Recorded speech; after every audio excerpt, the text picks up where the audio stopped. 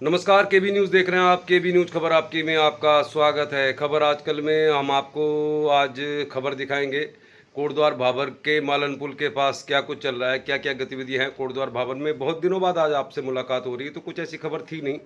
पूरे उत्तराखंड में बारिश की वजह से लैंडस्लाइडिंग हो रही है, कहीं बादल फट रहा है। तो उत्तरकाशी हो, टिहरी हो, पौड़ी गढ़वाल की बहुत सारी ऐसी जगह हैं जहाँ पे लोग इस बरसात के मौसम में तरह तरह की परेशानियां झेल रहे हैं। और बहुत ही मतलब एक दुख भरे वीडियो आ रहे हैं। उत्तरकाशी टिहरी की बात करें तो आज गणेश गोदियाल ने भी कहा है कि बहुत सारे लोगों की जानें चली गई हैं इस बरसात के मौसम में लैंडस्लाइडिंग से, बादल फटने से।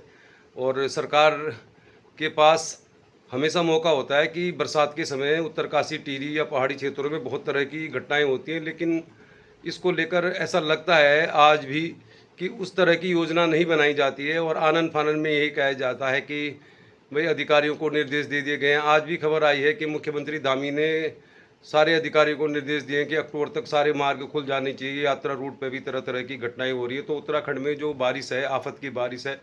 और बहुत सारे ऐसे क्षेत्र हैं जहाँ पे बादल फटने से, लैंड स्लाइडिंग होने से बहुत तरह की मुश्किलें लोगों को आ रही हैं। उम्मीद करते हैं कि बारिश बंद हो जाएगी तो जल्दी राहत मिलेगी लोगों को।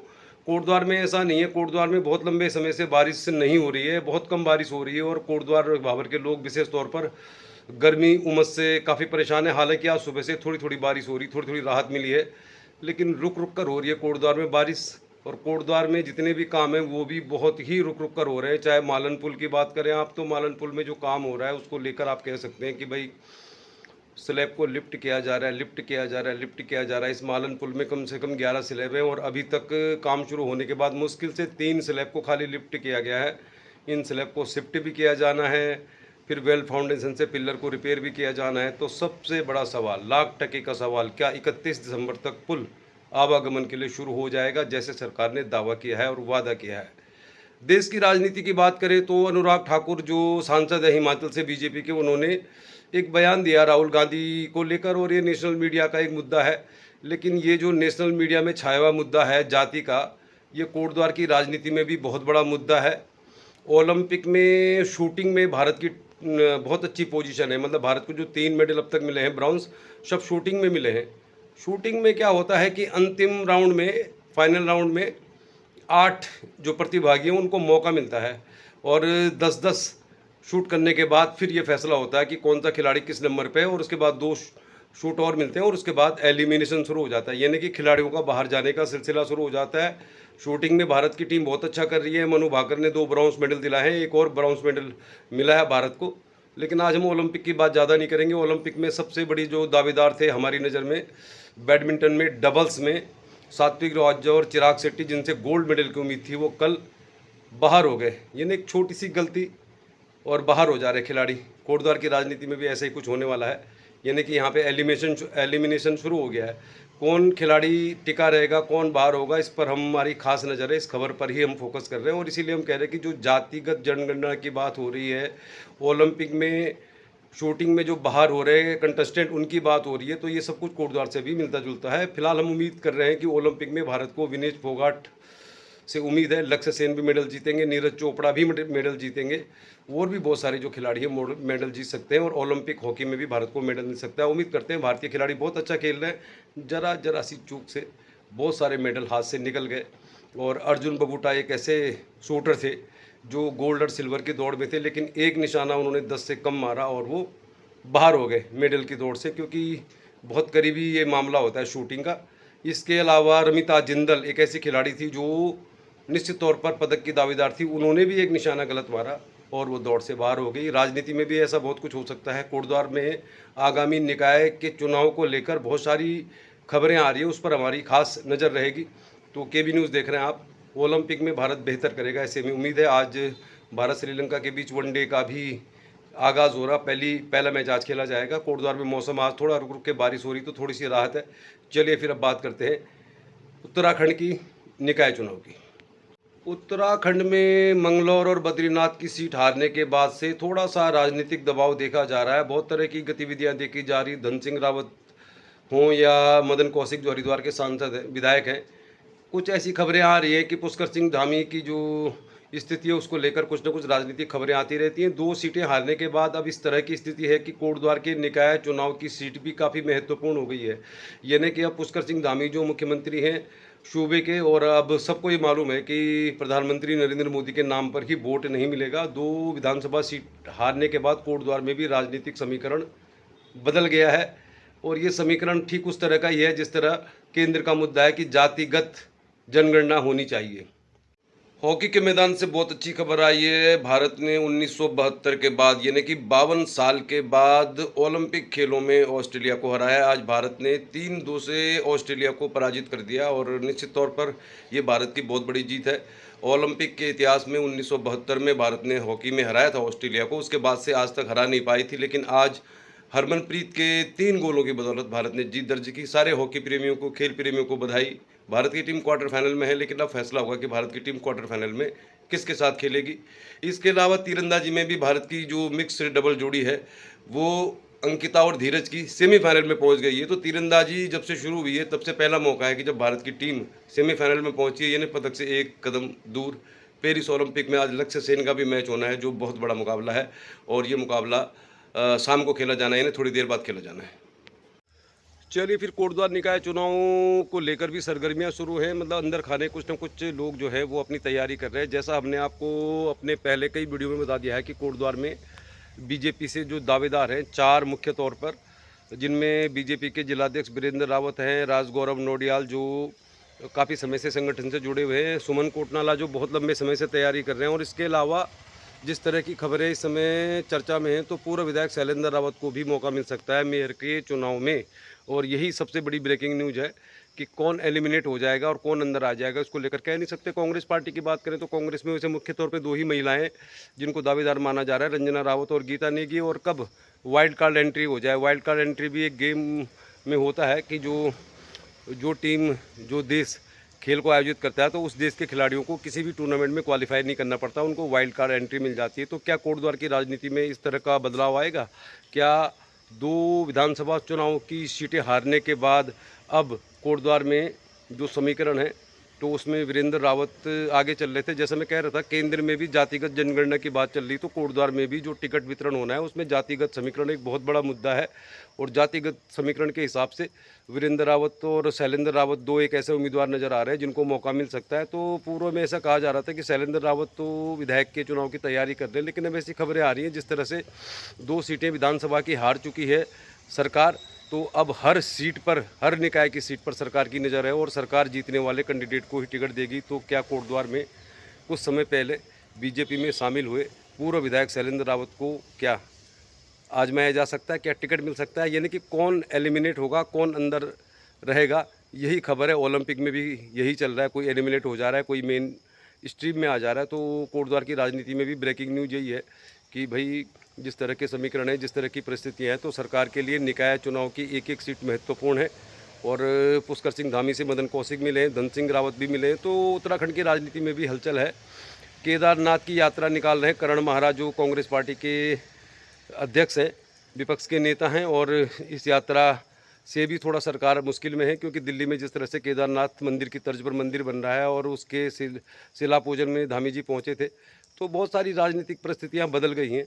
और पूर्व में तो पार्षद के चुनाव लड़ने वाले भी जो प्रत्याशी होते थे वो मोदी जी का चेहरा लगाकर ही चुनाव जीत जाते थे, और इस समय स्थिति है कि थोड़ा सा दबाव है, और दबाव का ही परिणाम है कि कोटद्वार में कोई भी एलिमिनेट हो सकता है, कोई भी अंदर आ सकता है। यही राजनीतिक खबर है।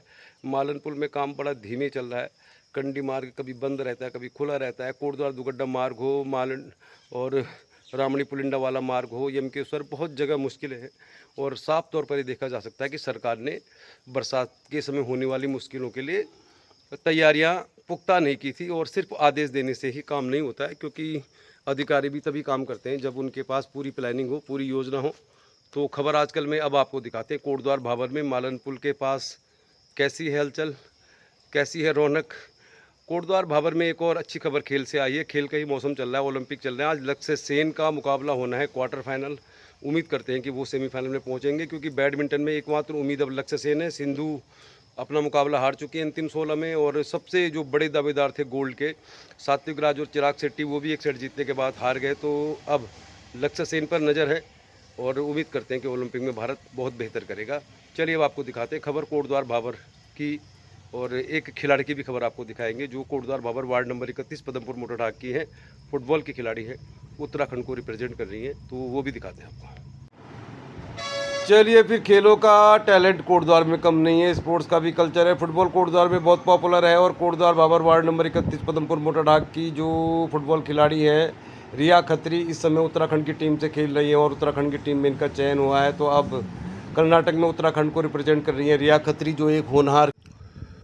कोटद्वार भाबर का मालन पुल आजकल चर्चा में है, और पुल तो अभी बना नहीं है, लिफ्ट हो रही हैं यहाँ पे, स्लैब्स और लिफ्ट हो रही हैं, लिफ्ट हो रही हैं, लिफ्ट हो रही हैं। कब तक लिफ्ट होंगी कह नहीं सकते, लेकिन फिलहाल कोटद्वार भाबर के मालन पुल के पास आज बड़ी गहमा गहमी है। सबसे ज़्यादा भीड़ भाड़ वाली जगह है ये। अब कोटद्वार भाबर का मालन पुल कब बनेगा, तो लोग इसको कंपेयर कर रहे हैं पौड़ी के बस अड्डे को लेकर। तो निश्चित तौर पर कह सकते हैं कि मालन पुल में जो काम हो रहा है वो बहुत ही धीमा हो रहा है। अभी स्लैब लिफ्ट होंगे, फिर पिलर बनेंगे, कब तक काम होगा कह नहीं सकते, लेकिन मालन पुल चर्चा में है और चर्चा में ही रहेगा।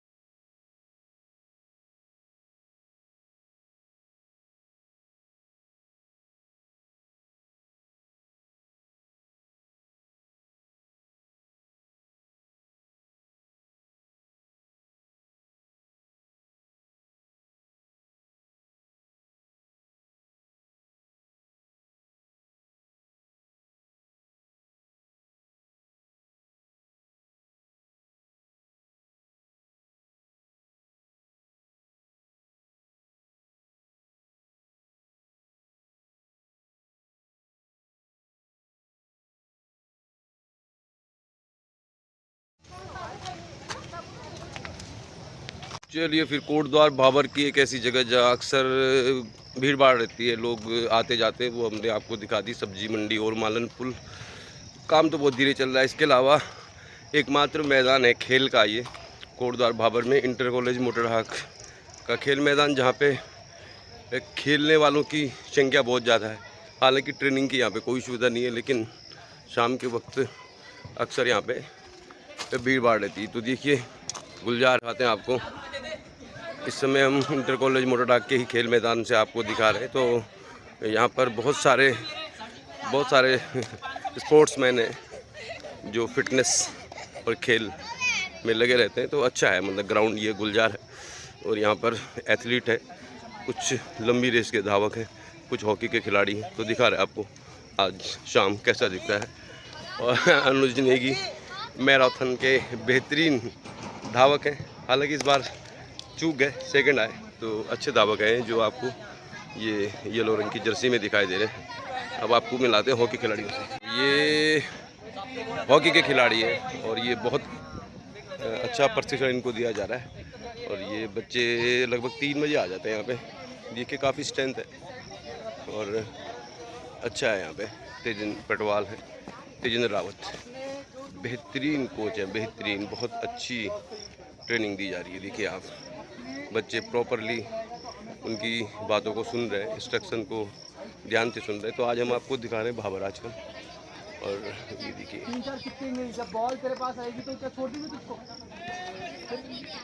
तो देखिए हॉकी के प्रॉपर ट्रेनिंग दी जा रही है इन बच्चों को। आने वाले समय में ये बेहतरीन खिलाड़ी बनेंगे, और बहुत कम उम्र के बच्चे भी हैं इनमें। ये है कोच तेजेंद्र रावत, बहुत बेहतरीन काम कर रहे हैं।